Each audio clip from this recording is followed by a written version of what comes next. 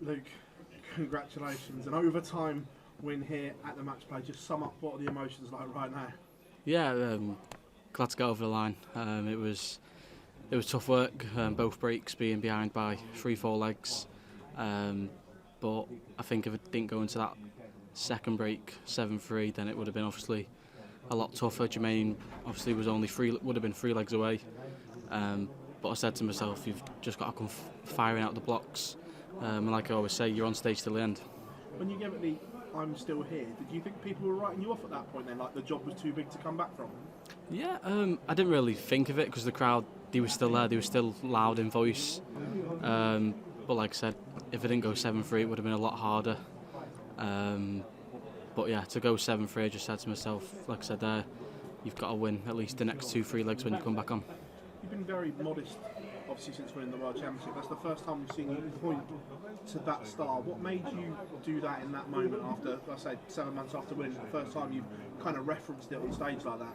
Yeah, it was just saying to myself, saying to the fans, world champion for a reason. We come back, and for myself, I always find these gears somewhere. But obviously, for myself, I'd rather be blasting off into the lead like I did against Ryan Searle. But it wasn't to be, and I pulled out of the bag. The way you're both playing, you and Jermaine Price seem to be on this big collision course in the semi-final. I know that you've seen the draw and everything. Do you feel that this could be, if you both get there, one of the best games we've ever seen on that stage? Yeah, it certainly could be. Obviously, mine and Jermaine game was unbelievable for both of us. Obviously, not the high averages, especially the doubles weren't too good. But yeah, I've said for the past 2 times I've been here, you've just got to look what's in front of you. And Andrew Gildon, I played him once before, and you've just got to, for myself, just find a routine because he's not the quickest. Thank you. Well played. What did you say to yourself in that break that meant that you could come out and produce that string of legs that got you back into the contest? Yeah, just literally just said to myself, you're on till the end. You've got to put it in. And like I said, you've got to come firing out of the blocks. You've got to win the next 2 or 3 legs to be in with a chance. And I think I won the next 5 to go into the lead for the first time at 8-7. Obviously got it back to 8-8. But I sort of felt throughout the game, as I was coming back, Jermaine dropped off a little bit. So I was like, I've kind of got him here, but then he rose back up and forced the two to win by 2 clear legs. You have such high expectations of yourself. Was it hard not to feel frustrated, especially at that first break when you're in a position that you've probably not been in that many times over your short career? Yeah, obviously the first leg I just absolutely made a mess of it, and then Jermaine he kicked on from there, and that was another crucial moment, hitting the tops. Before I hit that, I just said you've got to hit it. If you do hit it, just walk straight off stage, and that's what happened. You mentioned there Andrew Gilding up next. You played him at the World Championship the first time you were at Alexandra Palace. You're a very different player to back then, but Andrew Gilding playing some great darts at this tournament. I'm sure you think it's going to be a real challenge. Yeah, it certainly is going to be a challenge. Obviously the pace isn't there for myself, and like I did at my first Worlds, you've just got to find some sort of routine that you can get into, and yeah, I'm sure it'll be a good game. Thank you. Luke, congratulations. Is that the biggest range of emotions you've felt in a game for a long time, perhaps going back to the early stages of the Worlds? Yeah, probably since the Ryan Joyce game. I've not let that much emotion out of me since then, but it's just good for myself to show the emotion and show that I can always find a way to come back. Can you put your finger on why it was such a slow start to the game tonight? No idea. I'll be honest with you, practicing, I've near enough back-to-back 180s pretty much each time. I weren't missing a thing, and then practicing behind stage I was really good, but when you got on stage just didn't happen. But then I kind of found a bit of form, but that doesn't matter, you just got to get over the line. What did Jermaine say to you? Yeah, he just said, what a cracking game. I said, well played. I just couldn't believe I won. I weren't playing the best of darts. And like I said, Jermaine, he dropped off a bit, and then he rose his game back up to force the 2 clear legs. But yeah, that's probably one of the biggest wins for myself. Thank you. Luke, well done on completing that great comeback. I think it's fair to say that before the match, not a lot of people gave Jermaine a chance. Is it difficult to sort of ignore that and not get complacent when so many people are writing your opponent off?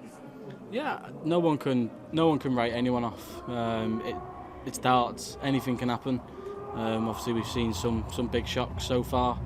But yeah, like I said, you can't write anyone off. It's darts, and whoever performs on the day, they'll win. We know that you always love tops and tens, but you abandoned them in the early part of that match, and then when you needed to find something, you went back to them. What was the thinking of moving away from them, and now that they seem to click again, would you stick with them moving on? Yeah, for myself, I've done it for many years and years. It's like whatever double I leave on the first leg, I'll sort of go for that in the first few legs and see how they work out. But obviously, if they don't plan out, then you've got to swap, and the tops and tens worked a little bit. Definitely got me over the line. Brilliant, well done today, Luke. Thank you. Thank you. Luke, you've obviously played in the biggest arenas possible, but that's probably the first time you've got the Winter Gardens crowd like that. How does it compare to where you've played before? Yeah, I've played in some brilliant arenas, but obviously for myself, the World Championships, it's up there with one of the best. This is probably second best, but the fans definitely did get the money's worth tonight out of me.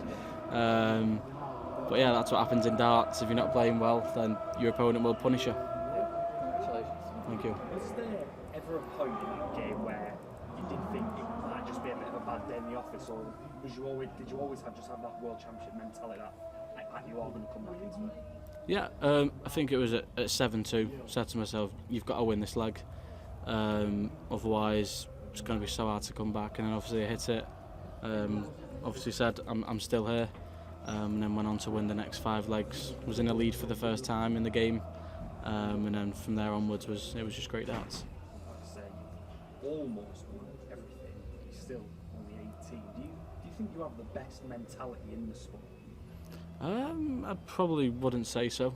I think one of the best players with the best mentality is probably Nathan Aspinall, because if he's 5-6-0 down, he's going to find a way to come back. I was 3-4 legs down tonight each time, and I found a way out of it. Maybe took a bit of inspiration from him. Yeah, I know Nathan so well, and all you know, he never gives up. He'll always try till the end. But for myself, I just said to myself, you've got to find something there, you've got to pull it out of the bag. Luke, you touched on a slow start. I think the bit of a mess you made in the opening leg sort of took you out of your stride a little bit. Yeah, obviously I wouldn't say so. Obviously busting the 1-2-7 and then getting another shot, I was just feeling confident. But then obviously made a mess of the doubles. And then Jermaine, he cracked on from there. He won the next 4. And then obviously I picked up a leg to go 4-1 down at the break. But yeah, it was nothing to do with the first leg. Obviously it would have helped me to win the first leg and hold my throw. But I found a way out of it eventually. And do you think that's the kind of match now that, because you've come through it, your name could be on the trophy? Yeah, I've said throughout this tournament you can only look what's in front of you. Obviously Gezzy's in the other side of the draw. Don't know who's on the other half, but for myself it's just focusing on game by game.